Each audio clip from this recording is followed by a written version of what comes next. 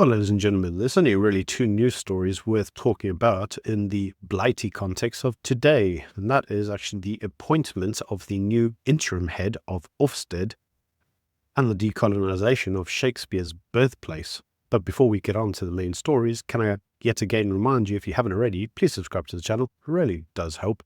So let's start off first with the OFSTED appointment of Hamid Patel. Now, for those of you who don't know what OFSTED is, I don't know why you wouldn't. But anyway, OFSTED is the main body who's responsible for all the educational establishments in the United Kingdom. They basically are the ones who are responsible for what gets taught in state schools. They rate state schools according to their performance and so forth. The appointment of Mr. Patel has been met with a little bit of anger, and you have to kind of understand why.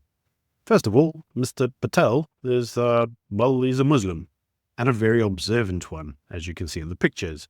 And he's very famous for basically having run a school before, an Islamist school, where he encouraged them every day to read from the Quran. He encouraged girls to wear the hijab after school and outside of school grounds, and he encouraged there to be forms of, let's just say, religious observance. He also invited a speaker to a school that he was managing, and the speaker was very anti-Jewish, describing Jews as basically being pigs and calling for the slaughter of these pigs. Now, whether he actually has those views himself, hard to say. But obviously in a country that traditionally is a Christian country and a country with an established church, such as the Church of England, the appointment of Mr. Patel has not gone unnoticed. Now, there are other areas of, let's call them controversy surrounding Mr. Patel, and that specifically comes through to the Trojan horse affair. And for those of you who don't know what the Trojan horse affair is, this was the idea that in 2014, a number of Islamists were attempting to take over state schools and basically turn them into Islamic schools. This obviously in line with the demographic shift of Birmingham itself. Now, for those of you who don't know, there was a big investigation as to whether these schools were basically being overtaken by Muslim teachers, and the evidence was rather not conclusive. There was an academic book entitled The Birmingham Book, Lessons in Urban Education Leadership and the Policy from the Trojan Horse Affair, in which it was kind of determined that maybe it didn't happen and this was all like a witch hunt. In any case, in 2022, the entire thing kind of collapsed, and it's not really a big issue anymore. But this has led certain people to say that this was nothing more than a witch hunt and basically a conspiracy theorist.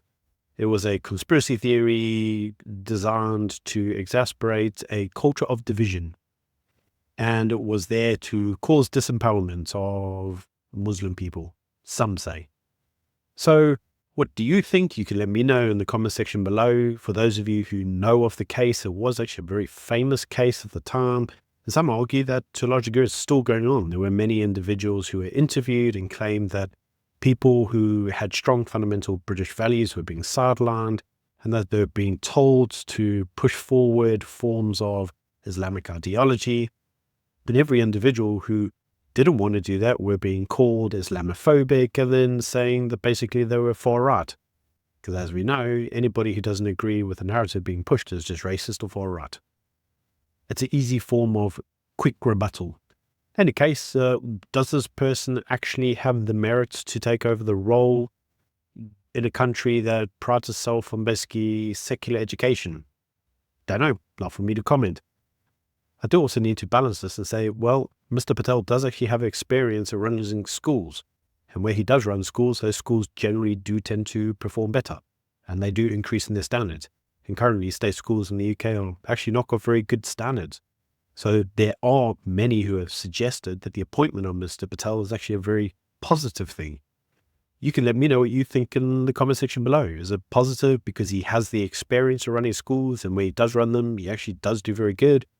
Or is it negative because in some people's eyes, he's nothing more than an Islamist pushing an Islamic agenda? I don't know. Let me know what you think. So on to the second story. This is actually a story that I must say I found rather bizarre, because according to the institute which is in charge of Shakespeare's Birthplace, and there is a trust that looks after his buildings in the estate, such as the Playhouse, all of this in Stratford-upon-Avon. Well, apparently this trust, if you will, seems to be going through the same difficulties as the National Trust, in that what it attempts to be doing is basically decolonizing everything. Now, for those of you who don't know what decolonization looks like, it basically is the idea that anything that's in the National Trust, in other words, these big manor houses that have stately appeal, those things must be, white supremacist, because they are pushed forward as like a supreme idea of culture. And thus cultural supremacy based on these houses means that people that didn't come from those are basically being told that they're inferior, which shows you a degree of white supremacy and cultural supremacy. Interesting idea. Well, anyway, when it comes to Shakespeare, apparently the biggest problem with Shakespeare is, well, English. You see, because Shakespeare made the English language popular, as did the King James Bible. Those were the two big books that basically pushed forward the English language as what it is today, the obviously universal language of business. Many countries conduct their business in English. You may find people that speak French and German, they're having a meeting in Denmark and they're speaking in English, right? Well, that idea of the supremacy of the English language basically now needs to, according to this trust, go through a degree of decolonizing, because Shakespeare's plays, according to this trust, shows that there's a promotion of white supremacy because of the cultural impact that the language English has had on the empire and continues to have on the empire, because there's many countries in the empire, former empire, places in Africa, for example, that are now independent but still conduct official parliamentary meetings and so forth in English. Very interesting idea. So apparently all of this needs to be decolonized for some reason. Anyway, you can let me know what you think in the comments section below, because apparently Shakespeare's plays are being used to push forward the benefits of white European supremacy. The idea that these great plays are basically Western-centric or white Anglo-centric, Eurocentric if you want. They hold those worldviews. Apparently, if you push forward Shakespeare's plays as being something of cultural significance or historical significance, apparently it's harmful to the world today. Strange ideas. Apparently, we need to remove the offensive language in these collections. Apparently, they openly say that some people suggest that they're long and thoughtful. That's what Shakespeare's meant to be. But apparently it's not long and thoughtful. It's actually offensive and Eurocentric and racist. And so the Shakespeare Institution says that because of the Black Lives Matter protests, I wish I was joking. This is genuinely in the article. Because of the Black Lives Matter protests, there needs to be these racial-focused criticism of his playwritings. And so Shakespeare's plays need to be subjected to forms of anti-racism training, because apparently King Lear was actually a play about whiteness and the racist views against black people. This is genuinely what this trust actually is espousing. And I think that's really interesting, because the trust's primary job is to secure Shakespeare and the hallmarks and everything that he provided to Britain, if you will, for future generations. And it's actually trying to do the complete reverse. It's trying to destroy Shakespeare so the future generations cannot benefit from it. Anyway, I don't have a view on this. You let me know what you think in the comment section below. Until next time, bye.